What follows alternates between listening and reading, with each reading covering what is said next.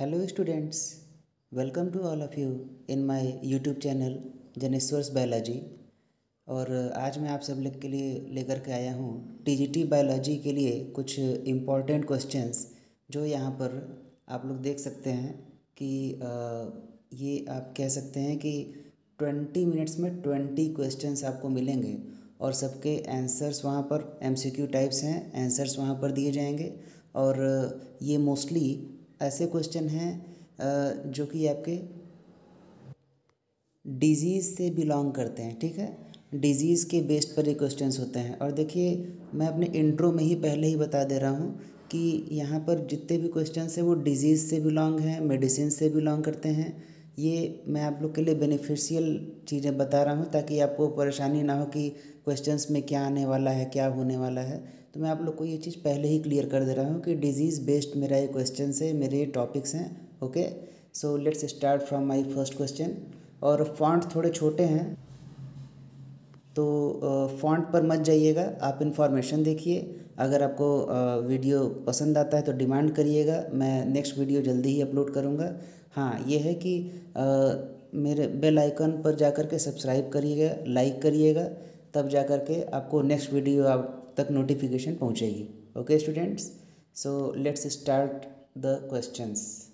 Okay, तो चलिए दोस्तों, आपके सामने आपका पहला क्वेश्चन यहाँ पर दिया हुआ है, देख सकते हैं कि इन मलेरिया। ओके, यहाँ पर ये कह रहा है कि इन malaria the product release by mosquitoes in the blood that causes chill and fever is called. तो देखिए, यहाँ पर 4 ऑप्शन दिए हुए हैं। एक है हेमेटिन है, स्कफर डॉट्स है, हेमेजिन है एंड हेमेटॉक्सिन है। तो ये कहा जा रहा है आपसे कि जब मलेरिया का मच्छर जब काटता है हम लोग को, तो उस बुखार में मतलब उसमें क्या होता है, बीमारी में ठंडी और बुखार आता है। तो वो किस केमिकल की वजह से होता है, जो प्रोडक्ट है उसका नाम क्या है। तो देखिए, मैं आपको यहाँ पर उसका नाम बता देता हूँ। ये है आपका करेक्ट आंसर होगा हेमोजोइन, ठीक है, इसको नोट कर लीजिएगा। ओके, और देखिए, मेरे जितने भी क्वेश्चंस हैं मैं आपको बता दूं, एग्ज़ाम पॉइंट ऑफ व्यू से बड़े ही इम्पॉर्टेंट हैं। उसका कारण ये है कि मैंने इन सबको पिक किया है एनसीईआरटी बुक से। ओके, प्रॉपर फ़िलहाल एनसीईआरटी बुक से है, फिर अपर क्लासेस से भी उसको पिक किया जाएगा। तो एनसीईआरटी हर एग्ज़ाम के लिए बहुत ही टॉप क्वालिटी की होती है, ठीक है। चाहे वो यूपी बोर्ड की हो, चाहे सीबीएसई बोर्ड की हो, जो भी मेरे स्टूडेंट्स तैयारी कर रहे हैं, मेरे दोस्त तैयारी कर रहे हैं, उन सब के लिए ये वीडियो बहुत ही काम की होगी, क्योंकि मैंने क्वेश्चंस को एनसीईआरटी बेस्ड टॉपिक से उठाया हुआ है, ठीक है। और ये मेरा जो टॉपिक है ये पूरा का पूरा डिजीज़ बेस्ड है। मैं बार बार बता रहा हूँ, आप इसको मेरे चैनल यूट्यूब चैनल पे, जिसका नाम जनेश्वर्स बायोलॉजी है, उस पर जाके सब्सक्राइब करेंगे और नेक्स्ट वीडियो आपको मिलती जाएगी, ठीक है। ओके, नेक्स्ट हमारा जो क्वेश्चन है वो क्या है, देखिए। नेक्स्ट क्वेश्चन है कप्फर सेल्स आर प्रेजेंट इन। तो कप्फर सेल कहाँ प्रेजेंट होती है, तो लीवर में है, स्मॉल इंटेस्टाइन में है, पैंक्रियास में है, या फिर थायराइड में है। ओके, तो चलिए, इसका करेक्ट आंसर सोच सकते हैं, वैसे आप लोग पता ही होगा लगभग लोगों को। चलिए, तो बिना समय वेस्ट किए हुए मैं आप लोग को बता दे रहा हूँ। उसका करेक्ट आंसर है लीवर, ठीक है। ध्यान रखते चलिएगा, आंसर नोट करते चलिएगा। मैं यहाँ पर रोक रहा हूँ, वीडियो पॉज करके आप लोग बीच बीच में चाहें तो उसको आंसर नोट करते चलें, बहुत इंपॉर्टेंट है, ठीक है। तो नेक्स्ट क्वेश्चन जो आप सबके सामने है वो ये है कि the AIDS test is known as. तो जो एड्स डिजीज़ होती है उसके लिए जो टेस्ट किया जाता है उसका नाम क्या होता है। तो आपके सामने यहाँ पर 4 ऑप्शंस दिए गए हैं, देखिए। एलाइजा है, ऑस्ट्रेलियन एंटीजन है, एचआईवी टेस्ट है, और क्या लास्ट नन ऑफ दीज है। तो नन ऑफ दीज तो बिल्कुल भी नहीं है। अब आप इन 3 में से दिमाग लगा सकते हैं, थोड़ा सा समय ले सकते हैं। क्या क्या है, एलाइजा है, ऑस्ट्रेलियन एंटीजन है, एचआईवी टेस्ट है, ठीक है। तो इसका आंसर एलाइजा है, ठीक है। एलाइजा स्टैंड्स पर, इसका फुल फॉर्म भी जान लीजिए, एंजाइम लिंक्ड इम्यून सॉर्बेंट एसे। ये भी पूछा जा सकता है, क्वेश्चंस कई बार घुमा फिरा करके पूछे जाते हैं, एंजाइम लिंक्ड इम्यून सॉर्बेंट एसे, ठीक है। तो चलिए अपने नेक्स्ट क्वेश्चन की तरफ चलते हैं। अब देखिए, यहाँ पर नेक्स्ट क्वेश्चन आपके सामने दिया हुआ है कि BCG vaccine is preventive measure against. यानी बीसीजी एक ऐसी वैक्सीन है जिसका उपयोग किस के बचाव में किया जाता है, कौन सी बीमारी है जहाँ पर BCG वैक्सीन का उपयोग किया जाता है। तो देखिए ऑप्शन यहाँ पर आपके सामने है, ट्यूबरकुलोसिस है, टाइफाइड है, एड्स है, और सबसे लास्ट में यहाँ पर देखिए कॉलेरा दिया हुआ। ठीक है, तो मैं एक बहुत आसान काम कर रहा हूँ कि एक गलत ऑप्शन पहले ही आप लोग के सामने से हटा दे रहा हूँ। कॉलेरा हट गया, अब इन तीन में आप लोग अपना दिमाग लगा सकते हैं। ठीक है, तो एड्स है नहीं बिल्कुल, टाइफाइड भी नहीं है। ठीक है, ये बच जाता है ट्यूबरकुलोसिस। ठीक है, इसका करेक्ट आंसर जो होगा वो हो जाएगा ट्यूबरकुलोसिस। क्यों? क्योंकि बाकी सब आपके ये आपका वायरस वाला है, ये आपका प्रोटोजोन है, और उधर जो कॉलरा था वो भी आपका बैक्टीरियल था। हालांकि ट्यूबरकुलोसिस भी बैक्टीरियल है, लेकिन सभी लोग को पता है BCG, इसका मैं फुल फॉर्म भी बता देता हूँ। B for bacillus, C for Calmette and G for Guerin. ठीक है, फुल फॉर्म भी पूछता है, जैसे मैंने अपने पिछले क्वेश्चन में एड्स का फुल फॉर्म या एलाइजा का फुल फॉर्म बताया, या BCG का यहाँ फुल फॉर्म बता रहा हूँ। तो फुल फॉर्म आप लोग नोट करते चलिए, बहुत इम्पॉर्टेंट होता है। ठीक है, तो चलिए अब हम लोग अपने नेक्स्ट क्वेश्चन पे चलते हैं। देखिए नेक्स्ट क्वेश्चन क्या है, man in the life cycle of Plasmodium, यानी कि जो हम इंसान होते हैं वो प्लाज्मोडियम के लाइफ साइकिल में उनकी कौन सी पोजीशन होती है, वो कौन से होस्ट होते हैं। तो देखिए मैं ये बता दूं कि जो इंसान होते हैं अकेले ही प्लाज्मोडियम का लाइफ साइकिल पूरा नहीं होता, वहाँ पर एक मॉस्किटो और दूसरा जो इंसान है मैन, वो दोनों ही मिलकर के क्या प्लाज्मोडियम का लाइफ साइकिल कंप्लीट करते हैं। तो हम लोग प्लाज्मोडियम को क्या बोलते हैं, डाईजेनेटिक।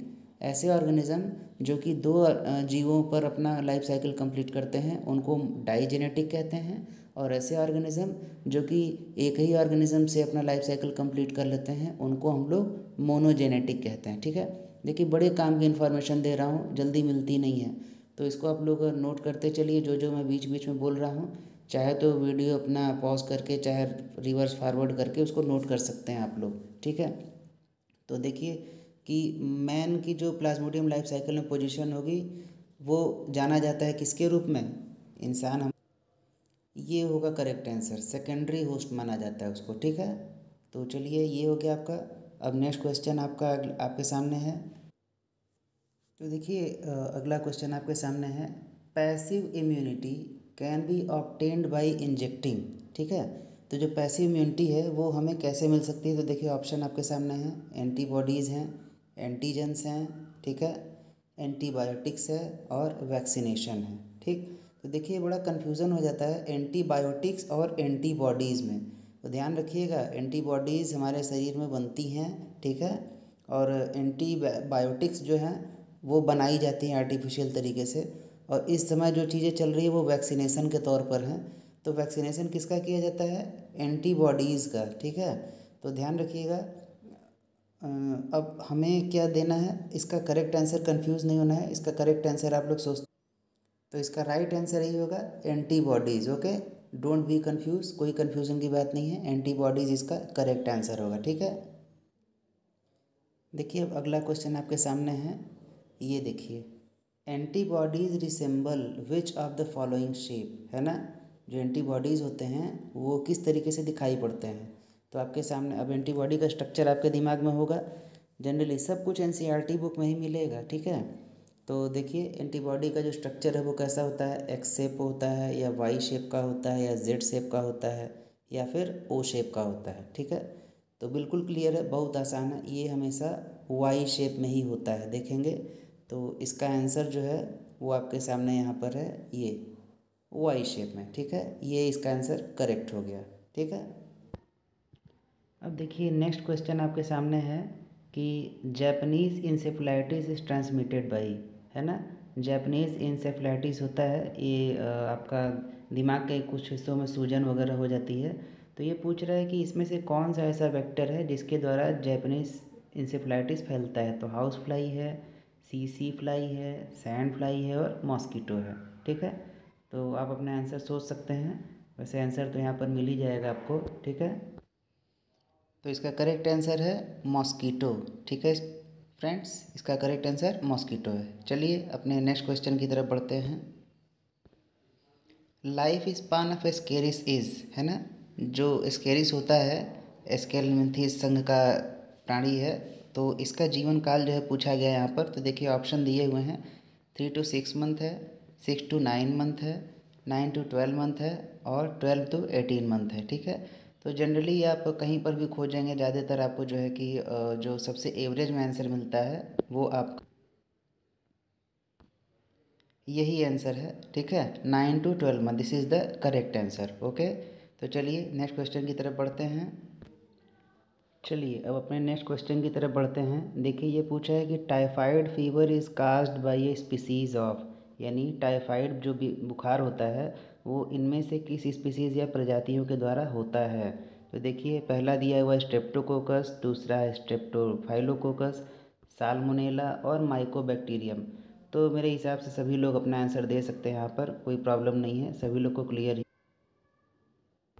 तो उसका आंसर जो है यही होगा, साल्मोनेला। ठीक है, पूरा नाम होता है साल्मोनेला टाइफीम्यूरियम। ठीक है, अब हम लोग अपने अगले क्वेश्चन की तरफ बढ़ते हैं, जिसका देखिए यहाँ पर दिया हुआ है question, HIV is a member of group of viruses. तो HIV जो है वायरसेस का एक ग्रुप होता है जिसका ये मेंबर है। ठीक है, तो उस ग्रुप ऑफ मेंबर को हम लोग क्या बोलते हैं, देखिए ऑप्शन यहाँ दिया हुआ है, बैक्टीरियोफेजेस है, जेमिनी वायरसेस है, लाइसोजेनिक वायरसेस है या फिर रेट्रो वायरसेस है। ओके, तो इसका आंसर आप लोग भी सोच सकते हैं। ठीक है,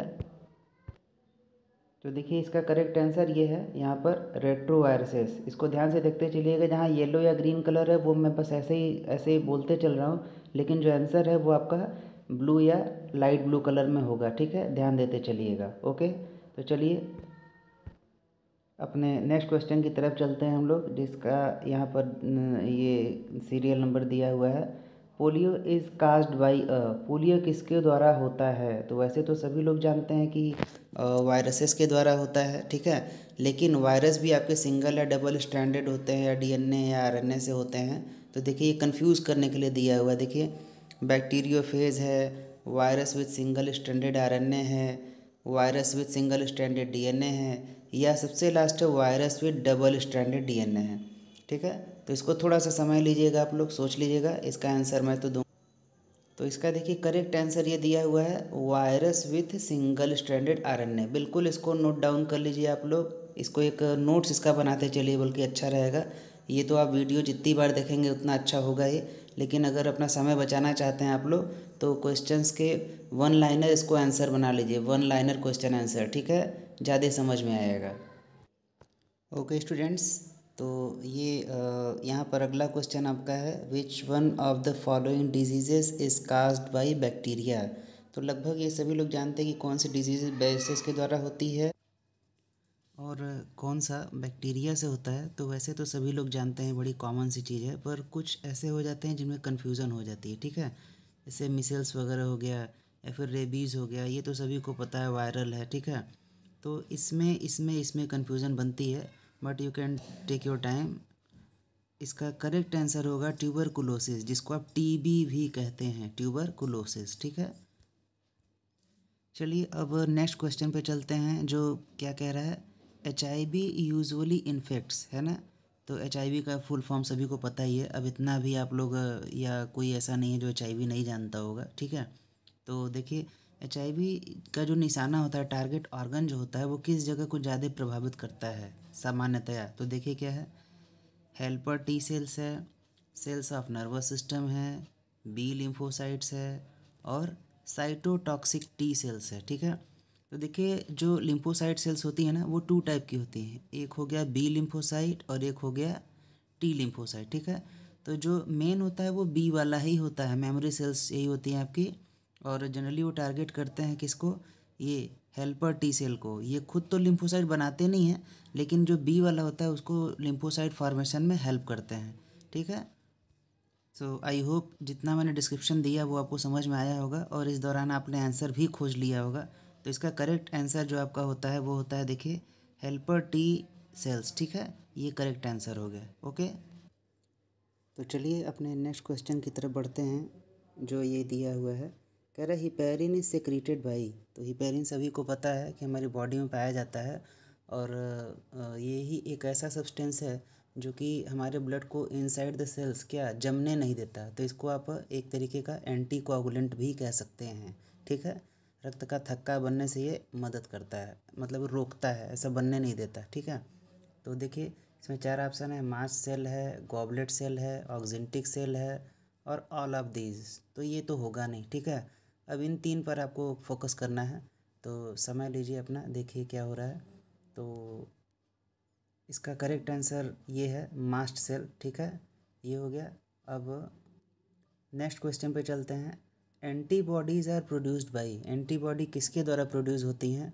तो मेनली 2 ही सेल होती हैं, एक बी सेल होता है, एक टी सेल होता है, जिसमें टी आपका हेल्पर होता है और बी मेन होता है। तो ऑप्शन देख लीजिए, टी सेल हो गया, मोनोसाइट्स हो गया, बी सेल्स हो गया और सबसे लास्ट में क्या है, फैगोसाइट्स। तो ये तो बिल्कुल ही रॉन्ग है, इसकी कोई यहाँ पर इस पर कोई अटेंशन ही नहीं पे करना है। तो बचा 3, बी सेल, मोनोसाइट और टी सेल्स। ठीक है, तो इसका करेक्ट आंसर आपका आप लोग सोचते जी बिल्कुल, इसका करेक्ट आंसर यही होगा, बी सेल्स हो जाएगा। ठीक है, ओके। नेक्स्ट क्वेश्चन, ये रहा नेक्स्ट क्वेश्चन आपके सामने। Which substance when introduced into human body, यानी ऐसा कौन सा सब्सटेंस है जब उसको ह्यूमन बॉडी के अंदर इंट्रोड्यूस कराया जाता है तो क्या एंटीबॉडीज प्रोड्यूस होते हैं। ठीक, ऐसा कौन सा सब्सटेंस है जिसको ह्यूमन बीइंग्स के अंदर इंट्रोड्यूस कराएं तो क्या प्रोड्यूस हो, एंटीबॉडी प्रोड्यूस हो। ठीक है, तो क्वेश्चन पढ़ते तक आप लोग आंसर देख ही लिए होंगे, समझ ही लिए होंगे। तो ये देखिए, इसका सबसे लास्ट वाला ऑप्शन सही होगा कि जब कोई एंटीजन हमारी बॉडी के अंदर आता है तब क्या होता है, एंटीबॉडी प्रोड्यूस होते हैं। तो ये सारे रॉन्ग हो गए, आपका करेक्ट हो गया एंटीजन। ठीक है, चलिए अपने नेक्स्ट क्वेश्चन की तरफ बढ़ते हैं। ये दिया है, which of the following is the unit of immune system, यानी कि इसमें से ऐसा कौन है जो इम्यून सिस्टम की यूनिट है, यानी जो मेन रूप से इम्यून सिस्टम से जुड़ा हुआ है। ठीक है, तो देखिए लिम्फोसाइट है, पैरासाइट है, होगा नहीं, एरिथ्रोसाइट है, कन्फ्यूज़न है, कॉन्ड्रोसाइट बिल्कुल नहीं होगा। तो जो कन्फ्यूज़न है वो इन्हीं 2 के बीच में है, एरिथ्रोसाइट और लिम्फोसाइट। तो आप लोग शुरू से पढ़ते आ रहे हैं, यहाँ पर कितने सारे क्वेश्चंस में प्रीवियसली आपने देख लिया होगा कि लिम्फोसाइट ही बार बार आ रहा है। ठीक है, तो इसका करेक्ट ऑप्शन जो हो जाएगा वो ये लिम्फोसाइट हो जाएगा। ठीक है, ओके दोस्तों। ठीक है, तो देखिए यहाँ पर आपका नेक्स्ट क्वेश्चन है कि a certain patient is suspected to be suffering from AIDS, है ना, कोई पेशेंट है जो एड्स सफ़र कर रहा है। So which diagnostic technique will you recommend for detection, यानी कि कोई व्यक्ति है जो एड्स सफ़र कर रहा है तो कौन सा वहाँ पर आप लोग डायग्नोस्टिक करेंगे जिससे कि ये पता चल जाए कि वह व्यक्ति एड्स का पेशेंट है। ठीक है, तो देखिए यहाँ पर करेक्ट आंसर दिया हुआ है एलाइज़ा। पीछे भी आप लोग को बताया गया था, ये बिल्कुल क्लियर है, बाकी सब तो नॉर्मली होता है। ये टाइफाइड में है, ये अल्ट्रासाउंड जान ही रहे हैं आप लोग, एमआरआई वगैरह जान ही रहे हैं। ठीक है, तो चलिए नेक्स्ट क्वेश्चन। देखिए नेक्स्ट क्वेश्चन ये है, cannabis sativa is the source of, ये देखिए एक ड्रग्स का सोर्स है, मेडिकल दवाइयों का। तो ये इनसे क्या प्राप्त होता है, तो ओपियम होता है, एलएसडी होता है, मैरिजुआना होता है या फिर कोकेन होता है। ठीक है, तो इसका आंसर बहुत ही आसान है, ज़रा सोच लीजिए आप। तो ये रहा इसका आंसर, मैरिजुआना। ठीक है, ये आपका ड्रग्स में, दवाइयों में इस्तेमाल किया जाता है और नशीले पदार्थों में भी इसका उपयोग होता है। ठीक है, चलिए लास्ट क्वेश्चन आप लोग के सामने ये दिया हुआ है, द डिजीज़ टिटेनस। तो टिटेनस सभी लोग जानते हैं। ओके, तो ये इसको और किस नाम से जाना जाता है, तो देखिए 4 ऑप्शंस यहाँ पर हैं, सिंगल्स है, गैंग्रीन है, लॉकजा है और हुपिंग कफ है। ठीक है, तो मैं एक ऑप्शन क्लियर कर दे रहा हूँ, बिल्कुल भी नहीं होगा, ये एकदम नहीं होगा। बाकी 3 पर आप लोग सोच सकते हैं। ठीक है, ओके गाइज, तो इसका आंसर करेक्ट ये होगा, लॉक जॉ। ठीक है, तो प्लीज़ जल्दी ही हम लोग अपने नेक्स्ट वीडियो में मिलते हैं। और मेरा ये जो वीडियो है ना, ये केवल टीजीटी एस्पायरेंट्स के लिए नहीं है, बल्कि जितने नीट प्रिपरेशन करने वाले स्टूडेंट्स हैं बायोलॉजी के, उनके लिए भी है। ठीक है, तो आप लोग सब्सक्राइब करना मत भूलिएगा और जैसा होगा अपनी डिमांड करिएगा, मैं नेक्स्ट वीडियो अपलोड करूँगा। तो thanks for watching students and guys friends, have a nice day.